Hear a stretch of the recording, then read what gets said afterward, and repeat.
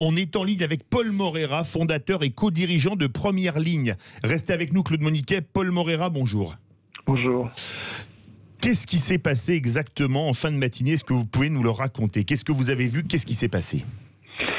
Il s'est passé qu'il y a un type avec un hachoir, un jeune type de 18 ans, d'après ce qu'on sait maintenant, qui est arrivé vers le 6 rue Nicolas Appert, là où il y a la...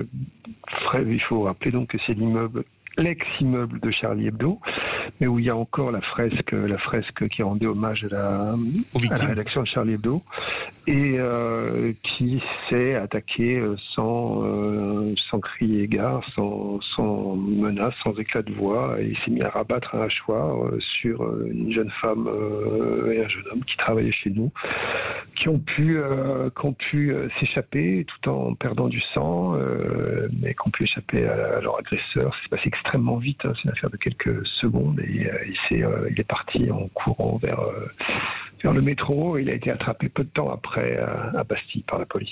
Il a été attrapé. Dans quel état sont vos collègues dans la société? Parce que d'après ce que j'ai lu, vos deux collaborateurs étaient descendus fumer leurs cigarettes, c'est ça? Oui, absolument. Ils étaient en train de fumer une cigarette devant l'immeuble.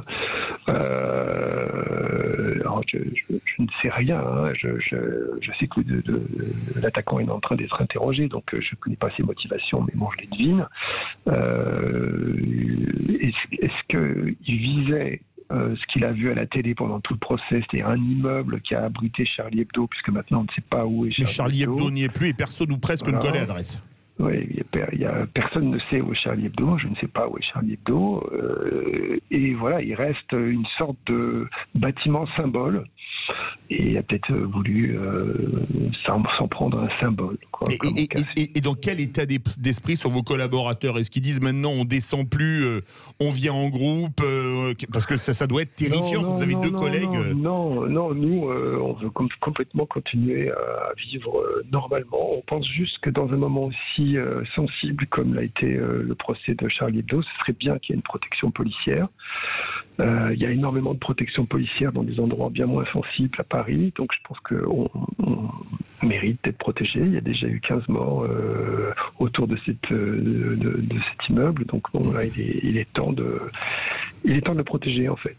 Les vraies voix veulent vous poser des questions. Jean-Luc Touly. Oui, je connais un petit peu Paul Moreira et son équipe Première Ligne, puisque j'ai participé à des choses avec Lise Lucet, enfin donc c'est Première Ligne qui faisait la production. C'est le journaliste d'investigation. C'est les meilleurs journalistes d'investigation certainement en France. Ils ne sont pas les seuls, hein, mais en tout cas c'est des très bons journalistes.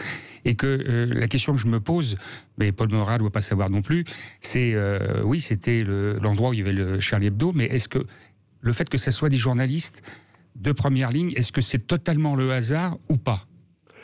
C'est une question à laquelle j'ai évidemment pas la réponse. À l'instinct, je pense que non, qu'ils voulaient pas s'en prendre. Enfin, j'espère à Première Ligne. Maintenant, il est en train d'être entendu par la police, donc on verra, on en saura un peu plus. Je pense qu'il y aura des choses qui vont filtrer ou dans la journée ou demain sur ses motivations. Il a reconnu les faits, hein, l'attaquant. Donc ils ont le bon bonhomme, quoi. On dit présumé pour la forme, mais c'est vraiment lui, quoi. Et